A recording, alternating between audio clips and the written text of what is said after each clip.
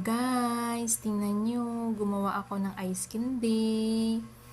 Ayan, tingnan nyo, mukhang masarap. Yung flavor ko po ay mango. Yun. Mango at hinaluan ko lang ng simpleng milk. Yun. Pinakuluan ko lang siya sa kawali. Tapos, ito na siya, nilagay ko na dito sa misa habang pinapalamig ko po siya. Ayan, pinapakita ko sa inyo. Hindi ko na pinakita lahat ng proseso kasi ang hirap na nagbibideo na may ginagawa. Ayan. Ayan na siya. O, diba? Makikita mo yung kulay ng mango, dilaw na dilaw. Ayan.